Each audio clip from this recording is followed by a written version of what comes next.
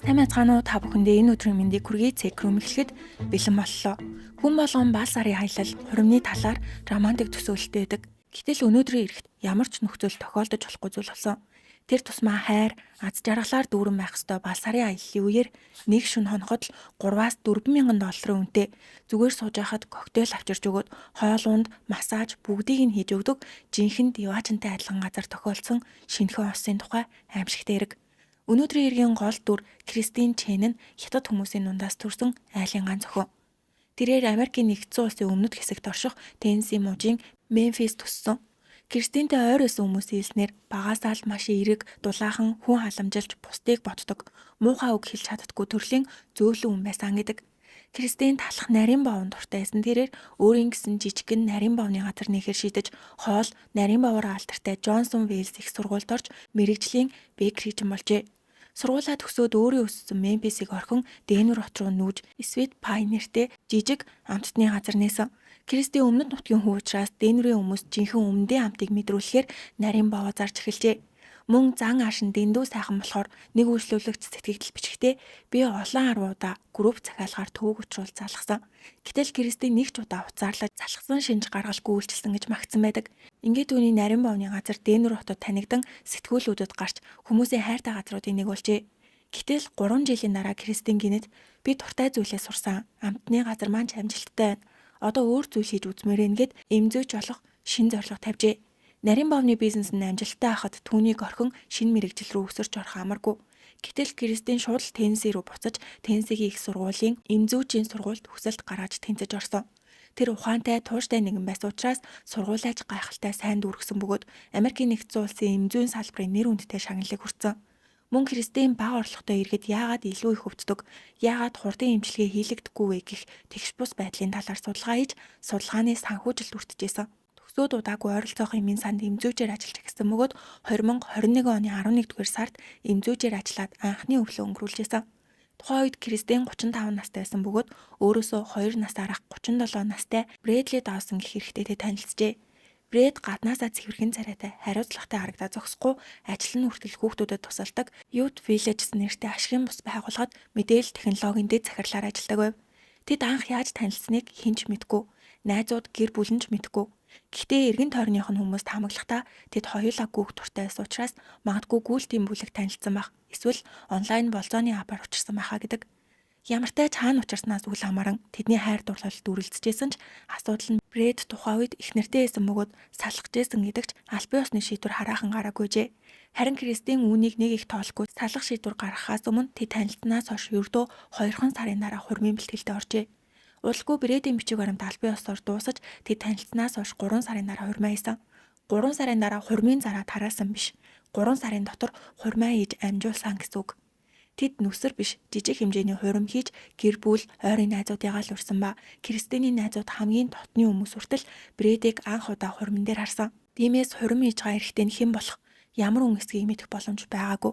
Гэхдээ хурмын үеэр Брэдийн тээвэрт байгаа Кристин дэлхийн бүх зүйлийг өөрийн болгосон хүн шиг аз жаргалтай харагдчихсэн гэдэг. Хурим дуусны дараа Кристин найзуудаа бид бал сарын аяллаараа Диваажин руу явна гэж хэлжээ. Тэдний балсараа тэмдэглэх газар маш тансаг, номхон далайн өмнөд хэсэгт байх Фижи улсын Turtle Island. Далайн ус нь цэв цэнхэр тэнгэр шиг. Гэхдээ Turtle Island бол хэн дуртай нь очдог газар биш. Сардаа дээдл нь 15 үйлчлүүлэгч авдаг гэдгээр алдартай. Нэг шөнө хоноход $3,500. Энд нь хоол унд, коктейл, массаж, усан спорт, завны аялал гээд бүгд багтсан. 2 хоног юм бол $7,000 буюу ойролцоогоор 24 сая төгрөгөө гэсэн үг. Хамгийн багадаа 3-аас 4 хоногор захиалах ёстой. Арал руу зөвхөн хувийн онгоц орогч нь нэгэнт очсон бол арлаас чөлөөтэй гарч болохгүй. Бритни Спирс 2 дахь гэрэлтийнхээ бал сарын аяллыг энд хийж Америкчуудад танигдсан гэдэг. Үйлчлэгээнч тансаг, өрөө олгон тусгай ажилтан дагалддаг. Тэд хоол хүргэж цэвэрлэгийн өрөөний бүх үйлчлэгийг зөвхөн тэр өрөөнд үзүүлдэг ба өнөөдөр юу имээрэн каякаар явах уу, усан цэлэх үү, ямар хоол идэх үгээд бүгдийг нь гардан зохион байгуулж өгдөг. Кристин өөрийнхөө гараар амьдралаа босгосон. Тиймээс өдөрт $3,500 амарна гэдэг тийм амар гаргах шийдвэр биш. Кристиний найзын хэлснээр энэ аяллаа зардлыг Кристин бүр Брэд ч биш Кристиний эцэг эх нь гаргасан гэдэг. Өмнө нь охин нь нарийн боовны газар нээж дараа нь сургууль сураад аялж амарч чадаагүй учраас хүүхдийгээ хөдөлмөрийг шагнах ёстой гэж бодоод бал сарын аяллаа бүх зардлыг даасан. Гэхдээ нэг сонин зүйл нь Брэдийн хувьд Фижи улсын аялал анхных нь биш байжээ. Тэрээр саяхан салсан их нэртэйгээ бас сарын аяллаа Фижид хийсэн. Яагаад заавал дахиад Фижи рүү явах шийдвэр гаргасан юм бол хүмүүсийн яриагаар бас сарын аяллыг Фижид хийх санааг Брэд өөрөө гаргасан гэдэг. Үргэлж Фижи бол миний дуртай газар гэж ярьдаг байсан тэрээр Кристинд бидний бас сарын аялал заавал Фижид авах ёстой гэж шахсан гин. Мөн Кристин нөхөр нь өмнөх их нэртэйгээ бас нарын аяллаар Фижид иржсэнийг мэдээд явсан уу? Эсвэл Фижид ирээд мэдсэн үү гэдг нь тодорхой болоогүй. Ингээд 2022 оны 7 сарын 7-нд тэд Фижийн олон улсын нисэх буудалд бууж тэндээсээ арал руу тусгай хувийн нисдэг онгоцоор Turtle Island руу очжээ. Арал дээр ирэхэд ажилчид укулеле тоглон дуудуулж коктейл барин гайхалтай өгсөн ба туслах ажилтан хоол, үйлчилгээ, өрөөний бүхий л зүйлийг зохицуулж эхэлсэн. Яг White Lotus шиг агааз. Хосуудын хийх ёстой зүйл бол амрах. Тэд 7 сарын 7-нд ирж 8-нд амраад 9-ний өдөр буюу 3 дахь өдрөө Бэм гарагт өглөөний цайны цаг болсон ч Кристин Брэд хоёр өрөөнөөсөө гарч ирсэнгүй. Хариуцсан ажилтан гайхаж яагаад өрөөнөөсөө гарч ирэхгүй байгаа юм бол гэж бодсон. Яахав хоол идэхгүй байж болно гэж бодож магадгүй ч Turtle Island-д ирсэн хүмүүс өглөөний цайгаа уухгүй байх тохиолдол бараг л байдгүй. Яагаад гэвэл хоногийн $3,500 төлжиж хоол идэхгүй өнгөрөөнө гэж байхгүй бөгөөд мацаг барьжсэн хүмүүс хүртэл тэнд очиороо заавал хоолоо иддэг гинэ. Тийм болохоор ажилтан гайхаж өрөөрөө нь очиход битгий саадуул гэсэн бичиг өлгсөн байсан болохоор базараа тэмдэглэж байгаа хосчтой гэж бодоод явсан. Гэтэл үдээс хойш өдрийн цайны цаг болсон ч хосууд дахиад л ирсэнгүү. Өглөөний цай одоо бүр өдрийн цагаа алгасан гэдэг байж болохгүй зүйл. Дээрээс нь гадуур хоол идэх газар байхгүй учраас өсөж байгаа гэд ажилтан хаалгыг тогссон ч ямар ч хариу байсангүй. Хэдийгээр битгий саадуул гэсэн бичиг байсан ч ажилтанд эвгүй мэдрэмж төрсөн учраас хаалгыг нээхэд дотор хинж байхгүй чив чимээгүй. Өрөө нэлээд эмэг замраагүйсэн тул ажилтан хөшгийг нээж өрөөг цэвэрлж эхэлдэг. Ингээд орны давыг солихоор очтол орны хажууд байх угаалгын өрөөний цонхон дээр цус цацарсан байв. Ажилтаа юу юм бол гэж гайхаад угаалгын өрөөний хаалгыг аяархан нээхэд тэнд Кристин аимшигтай байдалтай байсан.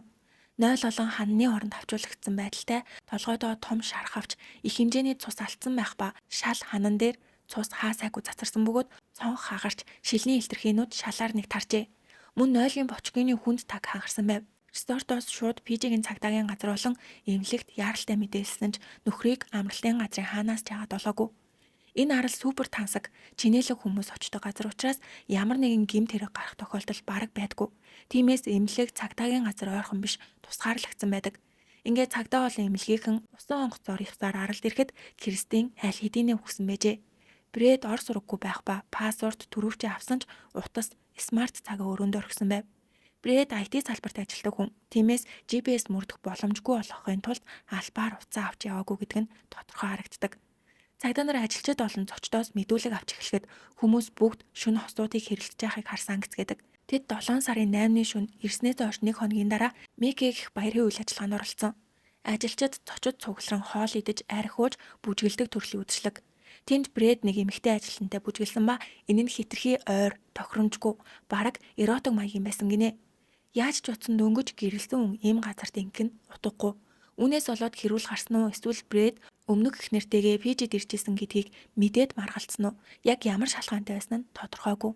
Гэхдээ хүмүүсийн хэлснээр тэд чанга дугаар маргалдаж дараа нь далайн эрэг рүү гарч хэрүүлээ үргэлжлүүлсэн бөгөөд өрөө рүүгээ очиод шүн дунд хүртэл хэрүүл үргэлжилсэн. Дараа нь гинэт эмэгтэй хүний ойрлол сонсогдож тэгээд бүх зүйл чимээгүй болсон.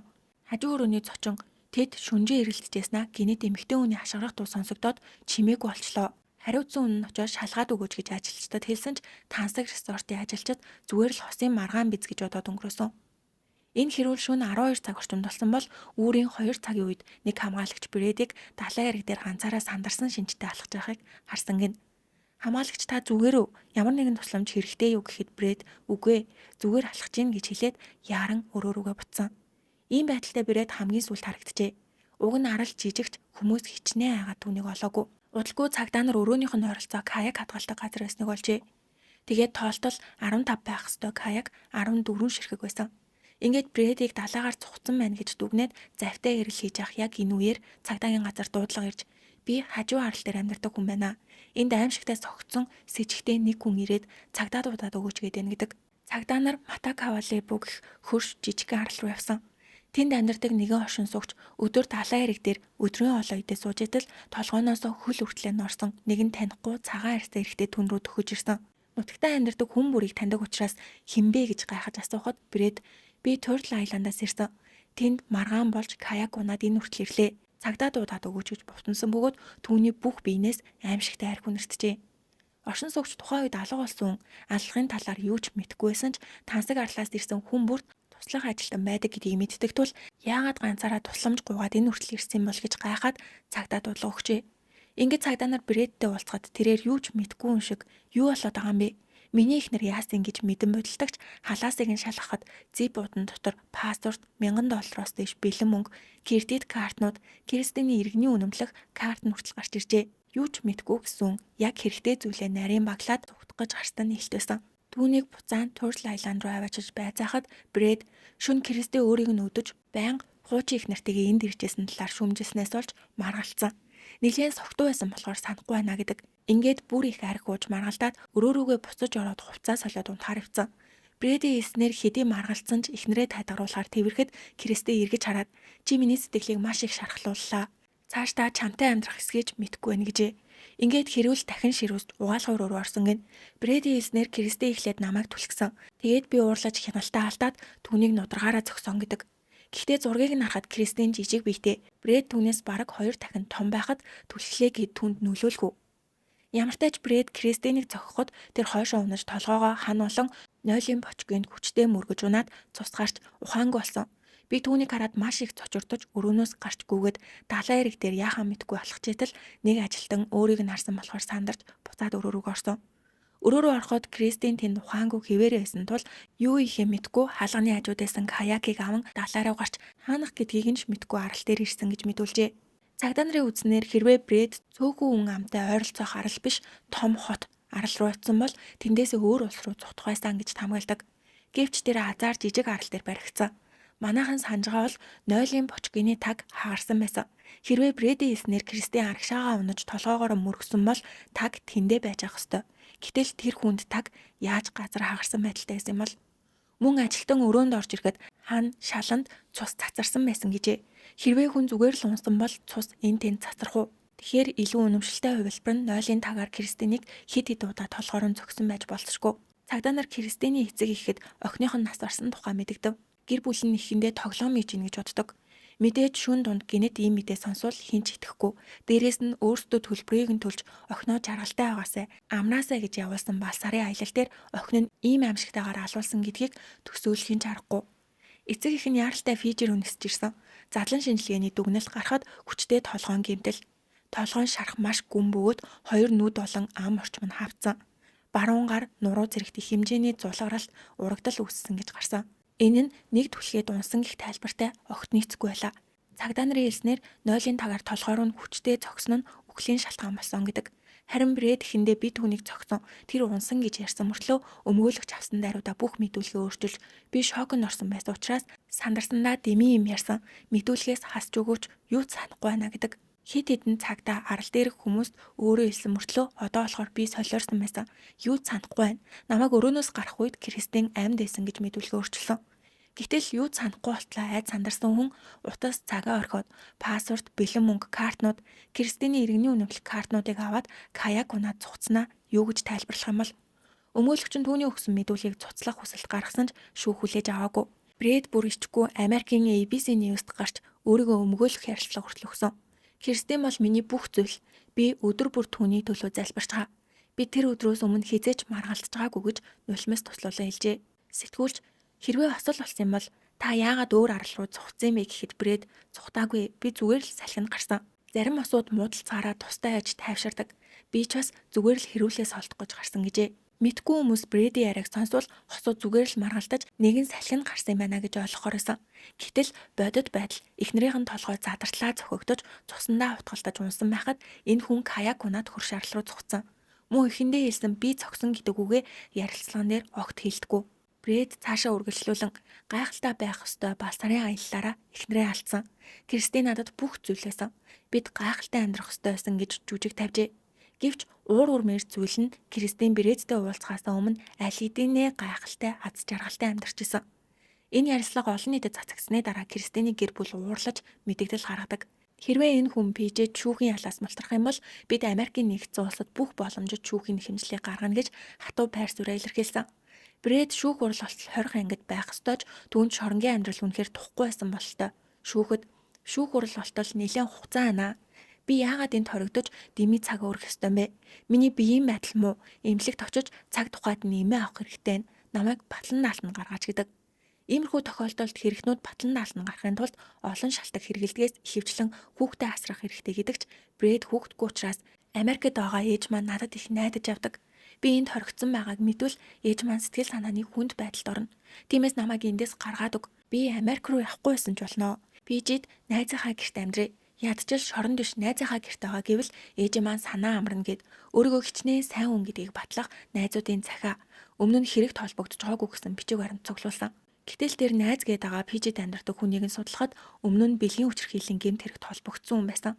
Брэдийн батлан наалгах хүсэлтээс шүүх татгалцсан. Шүүх хуралд ороод өөрийгөө шууд суслагдана гэж бодсон болтой чемдаанаа хүртэл бэлдэж ирдэг. Ингээд хэрэг гарснаас хойш 2 жилийн дараа 2024 оны 12 сард шүүх хурал эхэллээ. Гэвч Брэд 2 жилийн турш хоригдсон мөртлөө хийсэн эргээ эргцүүлээгүй. Одоо хүртэл би тийм хүн биш. Энэ бол санамсаргүй осол гэж гүрийсээрсэн. Түүний өмгөөлөгч, миний үйлчлүүлэгч энэ явдлаас бол сэтгэл санааны хүнд хямралд орсон. Одоо л аажмаар сэргэж ийн гэдэг. Өөрөө хүн алчаад өөрийнхөө сэтгэлийн амьдралыг ярих нь шүүх танхимдах хүн бүрийн уурыг хүргэдэг. Шүүх хурлын гол цөм нь үнэхээр хосол байсан уу эсвэл хүн амьны хэрэг байсан уу гэдгийг тогтоох. Брэдийн эснэр эхнэр нь амьд байсан бол аврахын тулд ядаж тусламж дуудах, CPR хийх, чадахгүй бол ажилтнанд хэлэх ёстойч дэлхийн орнд каяк унаад утсаа орхиж, паспорт, мөнгө, картнуудыг аваад зугцсан. Хохирогч Кристиний талын өмгөөлөгч Брэд өөрийн хийсэн зүйлсээ маш сайн мэдчихсэн. Тийм учраас тэр даруй хэрэг болсон газраас зугцсан. Хэрвээ илүү том аралд хүрч чадсан бол бүр мөсөө алга болох байсан гэж мэдгдсэн. Шүүхийн шийдвэрийн өмнө Кристиний эцэг их үг хэлэх хэрэгтэй болсон бөгөөд тэд Кристин бол бидний ганц хүүхэд, бяцхан охин. Бидний амьдралын утга учир байсан. Охиноо алснаас хойш бид өдөр бүр яагаад амьдрах ёстой юм бэ гэдэг асуулттай нүүр тулж байна. Ямар ч эцэг их хайрлаж, итгэж, амьдралаа хамтдаа дуулахаар амлалт өгсөн хүндээ охиноо алдах шиг зовлон амсах ёсгүй. Брэд, чи охинд маань исэн тэр өвлийн үрээ амьдралынхаа туршид зовж төлөөсэй гэдэг. Эцэст нь шүүгч болон тангарахны бүрэлдэхүүн бүгд нэгэн дугаар энэ явдал бол осол биш, алга байсан гэж дүгнээд Брэдэд 18 жилийн дараа тэнсэн судлагдах боломжтой бүх насаар нь хорих илгааноос. Кристиний эцэг их охиныхоо шарилыг Америк руу авчирч эх оронд нь оршуулахыг хүссэн ч цогцыг зөөвөрлөхийн тулд заавал занашуулах ёстой байдаг гинэ. Түрүүнд хэлсэнчлэн гэмтлийн улмаас Кристиний толгойн шарах хэд гүн том байсан тул шарилт хийх ёстой формалдын шингэн биед оролгүй буцаж урсж гараад байсан тул охиноо Америк руу авч явахын тулд пижид чандралхаас өөр арга байгаагүй. Ингээд үнс олсон охиноо Америк руу буцааж авчирсан. Хятад гаралтай тэдний гэр бүл Америк руу нүүж ирэхдээ ганц охиноо илүү сайхан орчинд сайхан амьдруулъя гэсэн зорилготой байсан. Энэ зорилгооч биелүүлж олон хүний хайрыг татсан уян зөөлөн ухаалаг зорилготой охин болж өссөн. Гэвч нүдний цөцгийн мэт хайрладаг байсан охин нь бал сарын аяллаар яваад үнс олж буцаж ирнэ гэж хэн санах вүлээ дээ. Нэг сэтгүүлч Брэдийн хуучин найз охиныг олж ярилцлага авахад Брэд аимшигтай хатаархуу бусдыг хянах хандлагатай байдаг бөгөөд арх ухаараа сэтгэл санаа нь тогтворгүй болж галзуу юм шиг савладаг. Нэг маргааны үеэр өөрийг нь түлхэж биед нь халтсан гэж хэлсэн. Харин хуучин эхнэрээс нь ярилцлага авахыг хүссэн ч тайлбар өгөхөөс татгалзсан байна. Хүмүүс тэр бүсгүйг ийм харилцааг ярьж дурсах ч хүчгүй болтлоо зовсон байж магадгүй гэцгээдэг. Кристиний найз хэрвээ бид түүний нөхрийн талаар арай илүү асууж, илүү анхаарсан бол магадгүй ямар нэгэн юм ойлгож чадах байсан бахаа гэж харамсжээ. Брэдийг гаднаас нь харахад гинт хэргийн түүхгүй, IT-гаар ажилдаг, жирийн амьдралтай хүн шиг харагддагч бодит байдал нь юм байна. Тэгэхээр гинт хэргийн түүхгүй хүн аюулгүй хүн гэсэн үг биш. Цагдаа дээр бүртгүүлгүй байж болох ч гэсэн сэтгэл санааны дарамт, хяналт, доромжлол, атаархал, сэтгэл хөдлөлийн тогтворгүй байдал нь бүгд хүчирхийллийн хэлбэр. Мэргэжилтнүүд ийм шинж тэмдгийг харилцааны эрт үеийн тохио гэж үздэг. Тиймээс хэн нэгэнтэй харилцахад иймэрхүү зүйл ажиглагдах юм бол анхааруулга гэж ойлгох хэрэгтэй. Удахгүй өөрчлөгдөнө гэж зууралдах биш, аль болох хурдан харилцаагаа таслах, өөрийн аюулгүй байдлын талд шийдвэр гаргах нь хамгийн зөв шийдвэр гэж мэргэжилтнүүд үздэг. Ямар ч тач өнөөдрийн бичлэг маань энэ үрээд дууслаа. Таалагдсан бол сувагтаа лайк болон subscribe дарахаа бити мартаарай. Миний инстаграмыг дагахаа мартаад дараагийн бичлэгээр уулзтлаа. Түр баяртай.